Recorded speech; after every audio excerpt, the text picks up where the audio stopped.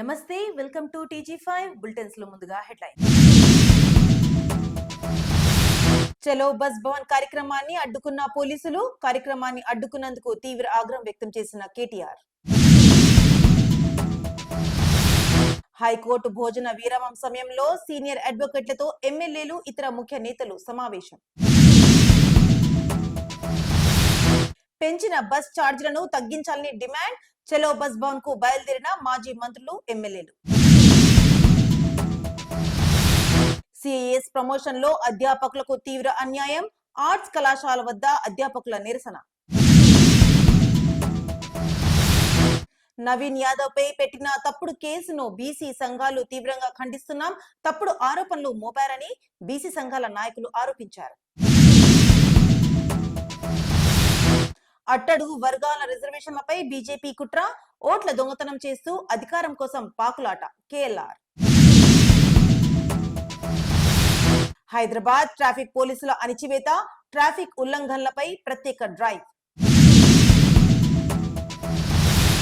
Kukatpally Vivekanandanagar division లో మంచినీరు వృధా, వెంటనే చర్యలు తీసుకోవాలని బీజేపీ డివిజన్ అధ్యక్షులు డాక్టర్ వంశిరెడ్డి హెచ్చరిక. సూర్యగిరి ఎల్లమ్మ సాక్షిగా అసత్య ప్రచారాలకు తావులేదు, బీజేపీ వ్యక్తులు చేసిన వ్యాఖ్యలపై మహేశ్వరం నియోజకవర్గ మాజీ ప్రజా ప్రతినిధులు స్పందన. సైదాబాద్ డివిజన్ బీజేపీ క్వార్టర్స్ వద్ద డ్రైనేజీ సమస్య తీరుతుందని హామీ ఇచ్చిన కార్పొరేటర్ శ్రీమతి కొత్తకాపు అరుణ రవీందర్ రెడ్డి.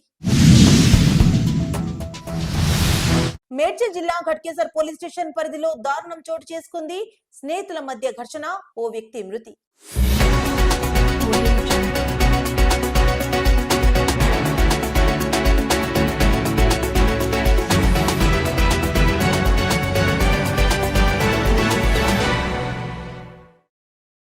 ఇక బులెటిన్స్ లోకి చూస్తే, సంగారెడ్డి జిల్లా రామచంద్రపురం మండలంలో బీఆర్ఎస్ పార్టీ తలపెట్టిన చలో బస్ భవన్ కార్యక్రమాన్ని అడ్డుకునేందుకు పోలీసులు ఉదయం పటాన్చెరు నియోజకవర్గం BRS party in-charge Adarsh Reddy నివాసాన్ని పోలీసులు చుట్టుముట్టి హౌస్ అరెస్ట్ చేశారు.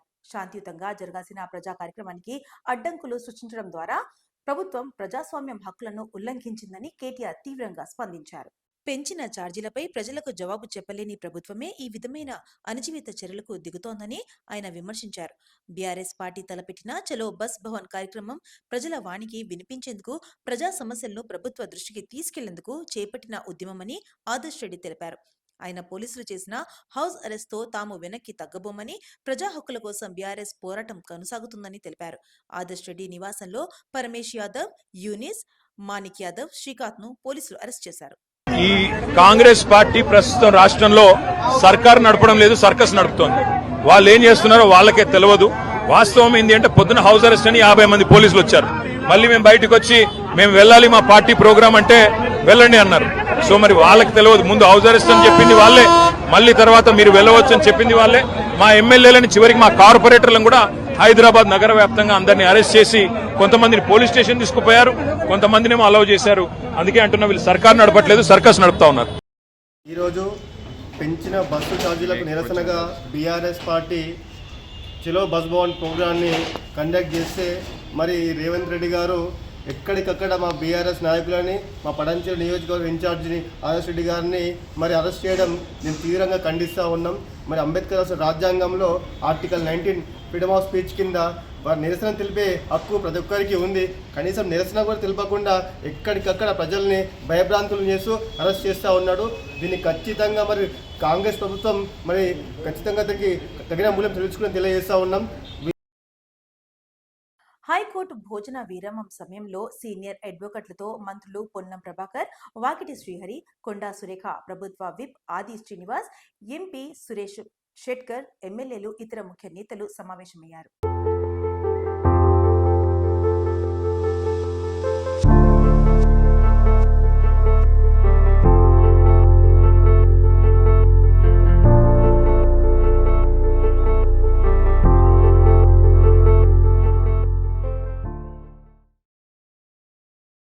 పెంచిన బస్ ఛార్జీలను తగ్గించాలని డిమాండ్ చేస్తూ చలో బస్ భవన్ కు బయలుదేరిన మాజీ మంత్రి MLA Sabitha Indra Reddy, MLA Devireddy Sudheer Reddy, MLC Surabhi Vanidevi, జిల్లా గ్రంథాలయ సంస్థ మాజీ చైర్మన్ సత్తు వెంకట్రామరెడ్డిని తదితరులను అంబర్పేట్లో పోలీసులు అడ్డుకొని అరెస్ట్ చేశారు.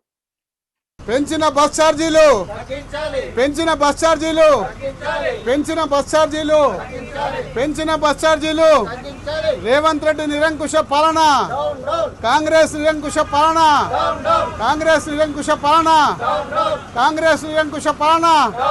పెంచిన బస్ ఛార్జీలు పెంచిన బస్ ఛార్జీలు. రేవంత్ రెడ్డి ప్రభుత్వం మొదటి ఏడాది ఇస్తామన్న 2 లక్షల ఉద్యోగాలు ఇవ్వలేదు. హైదరాబాద్ లో బస్ పాస్ తీసుకొని రోజు కోచింగ్ సెంటర్ పోయి కోచింగ్ తీసుకుంటామంటే మొన్నటి వరకు 1300 రూపాయలు ఉన్న బస్ పాస్ ఇప్పుడు 1630 రూపాయలు అయింది. ఒక నిరుద్యోగ యువకుడి మీద 330 రూపాయల భారం రేవంత్ రెడ్డి ప్రభుత్వం వేసింది. సిఐఎస్ ప్రమోషన్ లో యూనివర్సిటీకి సంబంధించిన 48 మంది అధ్యాపకులకు తీవ్ర అన్యాయం జరిగిందని ఔటా అధ్యక్షుడు ప్రొఫెసర్ మనోహర్ మండిపడ్డారు. అధ్యాపకులకు జరిగిన అన్యాయాన్ని నిరసిస్తూ ఉస్మానియా యూనివర్సిటీలోని ఆర్ట్స్ కళాశాల వద్ద పలువురు అధ్యాపకులు నిరసన కార్యక్రమం చేపట్టారు. అనంతరం ఔటా అధ్యక్షుడు మనోహర్ మాట్లాడుతూ ఇంటర్వ్యూలలో వారి పనితీరు బాగాలేదని రిజెక్ట్ చేయడం సమంజసం కాదన్నారు. గడిచిన 50 సంవత్సరాల్లో ఏ అధ్యాపకుని కూడా ఈ విధంగా రిజెక్ట్ చేసిన దాఖలాలు లేవన్నారు. గతంలో ఒకరిద్దరిని ఏవేవో కారణాల వల్ల రిజెక్ట్ చేశారు, కానీ ఈసారి ఏకంగా 48 మంది రిజెక్ట్ చేయడం అనేది దారుణమన్నారు. ఉత్తమ అధ్యాపకులకు, ఉత్తమ పరిశోధకుడికి ఇవ్వకుండా ఎలాంటి పనితీరు లేని కొంతమంది అధ్యాపకులకు ఇవ్వడం జరిగిందన్నారు. అన్ని అర్హతలు ఉన్న అధ్యాపకులకు రిజెక్ట్ చేయడం బాధాకరమైన విషయం అన్నారు. సిఏఎస్ ప్రమోషన్స్ లో యూనివర్సిటీ అధ్యాపకులకు తీవ్ర అన్యాయం జరిగింది. ఇక్కడ యూనివర్సిటీ సిఏఎస్ ప్రమోషన్ లో 48 మందిని రిజెక్ట్ చేయడం జరిగింది. అయితే వీళ్ళందరికీ యూజీసీ నిబంధనల ప్రకారము క్వాలిఫికేషన్స్ ఉన్నాయి. ఇంటర్వ్యూకి పిలవడం జరిగింది. ఇంటర్వ్యూలో వాళ్ళ పర్ఫార్మెన్స్ బాగలేదని రిజెక్ట్ చేయడము సమంజసం కాదు. ఎందుకంటే ఈ 50 సంవత్సరాల్లో ఏ టీచర్ను కూడా రిజెక్ట్ చేసిన దాఖలాలు లేవు. ఒక్కళ్ళు ఇద్దరు ఏదో కారణాల వల్ల రిజెక్ట్ చేయడం జరిగింది పాత రోజుల్లో. కానీ ఈసారి 48 మందిని రిజెక్ట్ చేయడము ఏ రీజన్స్ లేకుండా అనేది చాలా దారుణం. అయితే ఇక్కడ జరిగింది ఏంటంటే బెస్ట్ టీచర్కు ఇవ్వలేదు, బెస్ట్ రీసెర్చర్కు ఇవ్వలేదు, కాకపోతే ఏ పర్ఫార్మెన్స్ లేకుండా కొంతమందికి ఇవ్వడం జరిగింది. జూబ్లీహిల్స్ నియోజకవర్గంలో బీసీ సమాజ అభివృద్ధి కోసం అహర్నిశలు కష్టపడుతున్న శ్రీ నవీన్ యాదవ్ మీద పెట్టిన తప్పుడు కేసు పట్ల వివిధ బీసీ సంఘాల తీవ్ర ఆగ్రహం వ్యక్తం చేశారు. అలాగే బీసీలకు గౌరవం దక్కేలా కృషి చేస్తున్న నాయకుడిపై కుట్రలు చేయడం బీసీ సమాజం మొత్తం మీద దాడి చేసినట్లే అని ఖండించారు. సమాజానికి సేవ చేయడమే లక్ష్యంగా ముందుకు సాగుతున్న నవీన్ యాదవ్ ప్రజల హక్కుల కోసం ధైర్యంగా నిలబడుతున్నారని, అందుకే రాజకీయంగా భయపడిన కొందరు నేతలు కుట్ర పన్ని ఆయనపై తప్పుడు ఆరోపణలు మోపారని బీసీ సంఘాల నాయకులు ఆరోపించారు. ప్రజల మద్దతు సంపాదించిన నాయకుడిని అనగదొక్కడానికి ఇలాంటి తప్పుడు కేసులు పెట్టడం ప్రజాస్వామ్యానికి అవమానమని, బీసీ సమాజం నవీన్ యాదవ్కి అండగా ఉంటుంది, నిజాయితీతో పనిచేసే నాయకుడిని ప్రజలు రక్షిస్తారు అని స్పష్టం చేశారు. దేశంలో ఓట్ల దొంగతనం జరుగుతోందని మరోసారి ఆరోపించారు మహేశ్వరం నియోజకవర్గం కాంగ్రెస్ ఇన్ఛార్జి కిచెన్న లక్ష్మారెడ్డి. మహేశ్వరం మండలం అమీర్పేట్ గ్రామంలో ఓట్ చోరీపై సంతకాల సేకరణ కార్యక్రమంలో కేఎల్ఆర్ పాల్గొన్నారు. ఈ సందర్భంగా కిచెన్న మాట్లాడుతూ రాజ్యాంగ నిర్మాత అంబేద్కర్ కల్పించిన రాజ్యాంగ హక్కులు, రిజర్వేషన్లను బీజేపీ కేంద్ర సర్కారు అణిచివేస్తుందని ఆరోపించారు. బీజేపీకి సపోర్ట్ చేయకుంటే అర్హుల ఓట్లను సైతం బీజేపీ తొలగిస్తుందని విమర్శించారు. దేశవ్యాప్తంగా కాంగ్రెస్ అధినాయకత్వం సీఎం రేవంత్ రెడ్డి ఓట్ చోరీపై సంతకాల సేకరణ ఉద్యమం చేపట్టారని లక్ష్మారెడ్డి గుర్తు చేశారు. అంతకుముందు చౌరస్తాలోని అంబేద్కర్ విగ్రహానికి పూలమాల వేసి నివాళులర్పించారు. ఈ ఉద్యమాన్ని గడప గడపకు తీసుకెళ్లేందుకు ప్రతి కాంగ్రెస్ సైనికుడు, మహిళా విభాగం నేతలు, నాయకులు కృషి చేయాలని కేఎల్ఆర్ పిలుపునిచ్చారు. ఈ కార్యక్రమంలో కాంగ్రెస్ శ్రేణులు భారీ సంఖ్యలో పాల్గొన్నారు. ఓట్ల దొంగతనం నడుస్తూ ఉంది. అట్టడుగు వర్గాల వాళ్ళు ఆ పార్టీకి సపోర్ట్ చేయని వాళ్ళను, బీజేపీకి సపోర్ట్ చేయని వాళ్ళను పేర్లు డిలీట్ చేస్తూ ఉన్నారు. తర్వాత బయట రాష్ట్రాలను, పక్క ప్రాంతాలను, ఆర్ఎస్ఎస్కు చెందిన వాళ్ళను తీసుకొచ్చి ఓటర్ లిస్టులలో పేర్లు రాపిస్తూ ఉన్నారు.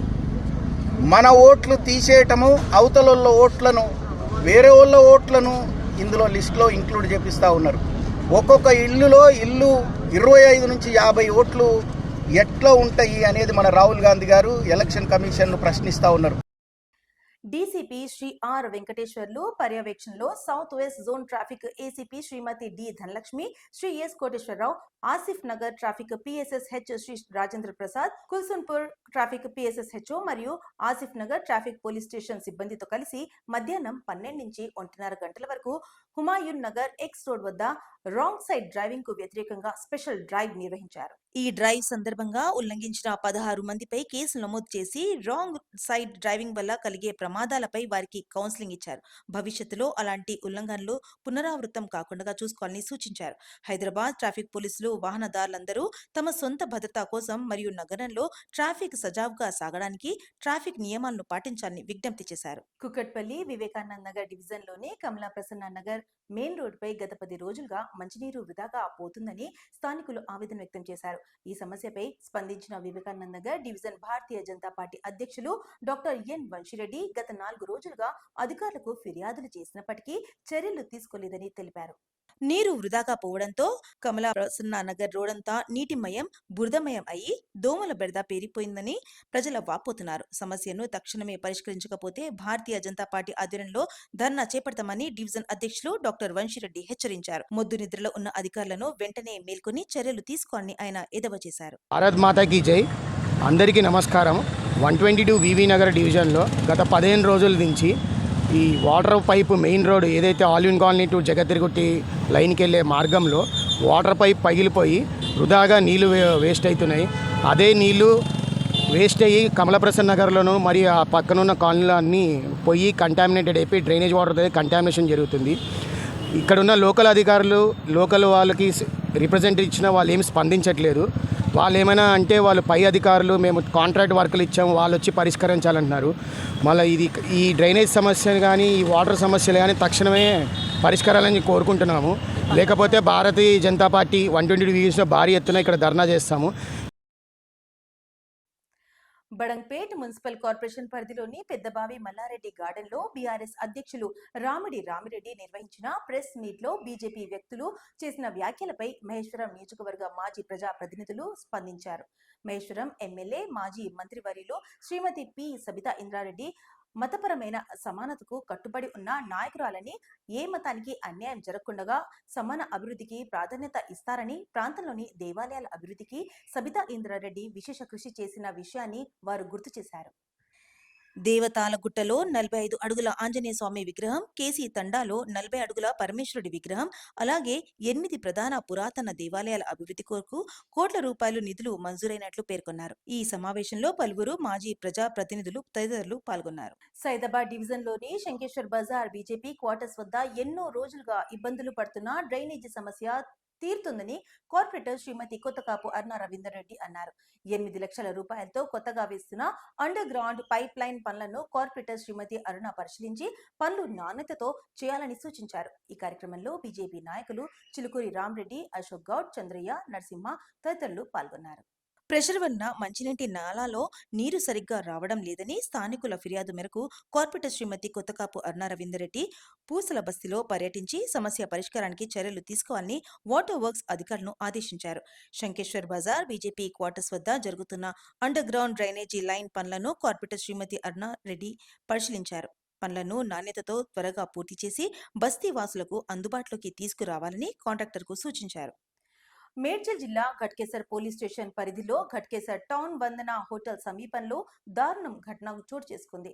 మద్యం మత్తులో ఉన్న 4 స్నేహితుల మధ్య ఘర్షణలో ఓ స్నేహితుడి మృతికి కారణమైంది. ఖమ్మం జిల్లా ఇల్లందు పట్టణానికి చెందిన చిట్టబోయిన వెంకన్న తన భార్య హేమలత 4 పిల్లలతో కలిసి Pocharam IT corridor police station పరిధిలో నివాసం ఉంటున్నాడు. ఆటో ట్రాలీ డ్రైవర్ గా ఉద్యోగం చేస్తూ తన కుటుంబాన్ని పోషించుకుంటున్న వెంకన్న ఆర్థిక అంశాల విషయంలో స్నేహితులతో గొడవ జరిగిందని, కాగా ఆ క్రమంలోనే వెంకన్నపై అతని స్నేహితులు దాడి చేశారని, ఆ తర్వాత వెంకన్నను అతని ఇంటి దగ్గర వదిలి వెళ్లారని సమాచారం. కొద్దిసేపటికి వెంకన్న కడుపు నొప్పి వస్తుందని చెప్పడంతో అతని కుటుంబ సభ్యులు అతన్ని ఘట్కేశ్వర్ ప్రభుత్వ ఆసుపత్రికి తరలించారు. కాగా వెంకన్న అప్పటికే మృతి చెందినట్లు వైద్యులు ధృవీకరించడంతో కుటుంబ సభ్యులు బోరున విలిపించారు. పోస్ట్ మార్టం నిమిత్తం మృతదేహాన్ని గాంధీ ఆసుపత్రికి తరలించి కేసు నమోదు చేసుకుని దర్యాప్తు చేస్తున్నట్లు పోలీసులు తెలిపారు. ఈ కేసుకు సంబంధించిన మరిన్ని వివరాలు తెలియాల్సి ఉంది. బులెటిన్స్ ముగించే ముందు హెడ్లైన్స్ మరోసారి. చలో బస్ భవన్ కార్యక్రమాన్ని అడ్డుకున్న పోలీసులు. కార్యక్రమాన్ని అడ్డుకున్నందుకు తీవ్ర ఆగ్రహం వ్యక్తం చేసిన కేటీఆర్. హైకోర్టు భోజన విరామం సమయంలో సీనియర్ అడ్వకేట్లతో ఎమ్మెల్యేలు, ఇతర ముఖ్య నేతలు సమావేశం. పెంచిన బస్ ఛార్జీలను తగ్గించాలని డిమాండ్. చలో బస్ భవన్ కు బయలుదేరిన మాజీ మంత్రులు, ఎమ్మెల్యేలు. సిఐఎస్ ప్రమోషన్ లో అధ్యాపకులకు తీవ్ర అన్యాయం. ఆర్ట్స్ కళాశాల వద్ద అధ్యాపకుల నిరసన. నవీన్ యాదవ్ పై పెట్టిన తప్పుడు కేసును బీసీ సంఘాలు తీవ్రంగా ఖండిస్తున్నాం. తప్పుడు ఆరోపణలు మోపారని బీసీ సంఘాల నాయకులు ఆరోపించారు. అట్టడుగు వర్గాల రిజర్వేషన్లపై బీజేపీ కుట్ర. ఓట్ల దొంగతనం చేస్తూ అధికారం కోసం పాకులాట. కేఎల్ఆర్. హైదరాబాద్ ట్రాఫిక్ పోలీసుల అణిచివేత. ట్రాఫిక్ ఉల్లంఘనలపై ప్రత్యేక డ్రైవ్. కుక్కట్పల్లి వివేకానందనగర్ డివిజన్ లో మంచినీరు వృధా. వెంటనే చర్యలు తీసుకోవాలని బీజేపీ డివిజన్ అధ్యక్షులు డాక్టర్ వంశిరెడ్డి హెచ్చరిక. సూర్యగిరి ఎల్లమ్మ సాక్షిగా అసత్య ప్రచారాలకు తావులేదు. బీజేపీ వ్యక్తులు చేసిన వ్యాఖ్యలపై మహేశ్వరం నియోజకవర్గ మాజీ ప్రజా ప్రతినిధులు స్పందన. సైదాబాద్ డివిజన్ బీజేపీ క్వార్టర్స్ వద్ద డ్రైనేజీ సమస్య తీరుతుందని హామీ ఇచ్చిన కార్పొరేటర్ శ్రీమతి కొత్తకాపు అరుణ రవీందర్ రెడ్డి. మేడ్చల్ జిల్లా ఘట్కేసర్ పోలీస్ స్టేషన్ పరిధిలో దారుణం చోటు చేసుకుంది. స్నేహితుల మధ్య ఘర్షణ, ఓ వ్యక్తి మృతి. ఇవి ఈ ప్రోగ్రామ్ అప్డేట్స్. మరిన్ని అప్డేట్స్ కోసం స్టే ట్యూన్ విత్ TG5.